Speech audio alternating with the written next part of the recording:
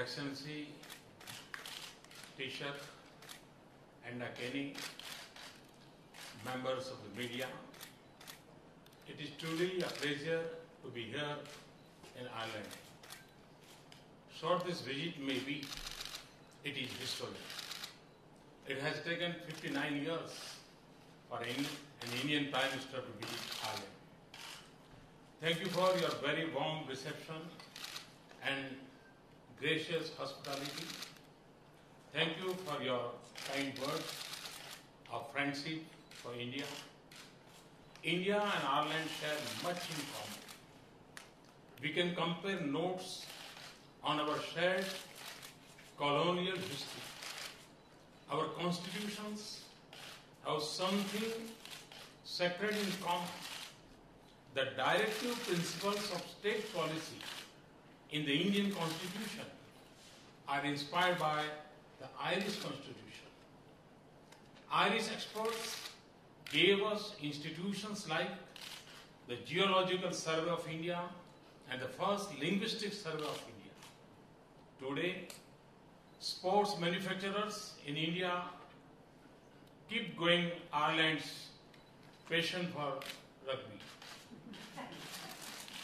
From the friendship between Rabindranath Tagore and W.B. Yeats to the spiritual contribution of Sister Nivedita in India, the Irish and Indian people have formed strong bonds of affinity. Today, 26,000 Indians constitute a vibrant part of the Irish community. And the victims of the bombing of the Air India Kanishka aircraft find a resting place here. In the 30th anniversary year of that tragedy, we thank you once again for the memorial that honors them. In the pain of their unfading memory, we are also reminded of all that binds us today, our values and our aspirations and the challenges that we all face today. India and Ireland must seek closer partnership and cooperation. India and Ireland are among the fastest growing economies of Asia and Europe. We are pleased that our bilateral trade and investment ties are growing despite global and regional uncertainties. Our economic partnership can have a strong technology focus, information technology, biotechnology, and pharmaceuticals, agriculture, and clean energy. Greater sensitivity of the European Union to India's commercial interests and challenges will help us resume discussions on India-UE broad-based trade and investment agreement. India and Ireland are ideally placed to form productive partnership to take advantage of the opportunities in the digital age. I hope that our joint working group of information technology will meet soon to chart out the roadmap for collaboration.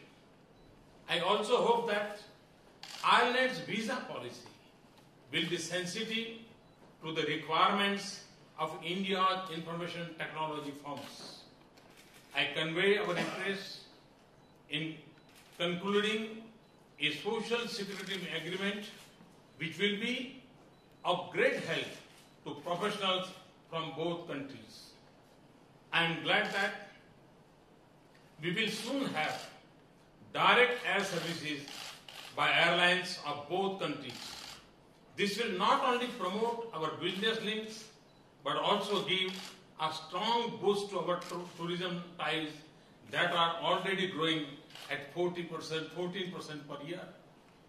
Science and technology and education are two other areas where we have a good history of cooperation and where we can do much more. India's Science Center in Karnataka is one example of that cooperation. I was pleased to exchange views on a broad range of international challenges, including terrorism, radicalization, and the situation in Europe and Asia. Our discussion underlined the importance of closer cooperation between countries like India and Ireland, which share democratic values and are consistent advocates of international peace and stability. In this context, we discuss the role of the United Nations and its Security Council in meeting these challenges in the 21st century.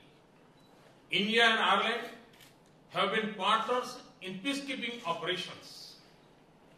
I thank Ireland for its leadership in sustainable development goals. I sought Ireland's support for the reforms of the UN Security Council within the fixed time frame, in particular for successful conclusion of intergovernmental negotiations in the 70th year of the United Nations. I also sought his support for India's permanent membership of the Reformed Security Council. India and Ireland are peace-loving countries. We have both been at the forefront on non-proliferation. We respect Ireland's strong and principled position on this issue. India has also been a leading voice on universal nuclear disarmament since independence. We remain strongly committed to that goal. Our credentials and record non-proliferation are second to none. Ireland's support was crucial for India's specific exemption from the nuclear suppliers group in 2008. With rapid growth in India's enormous energy demand, it has opened a big option to pursue a sustainable development path. I have now sought Ireland's support for India's membership of the NSG and other international export control regions.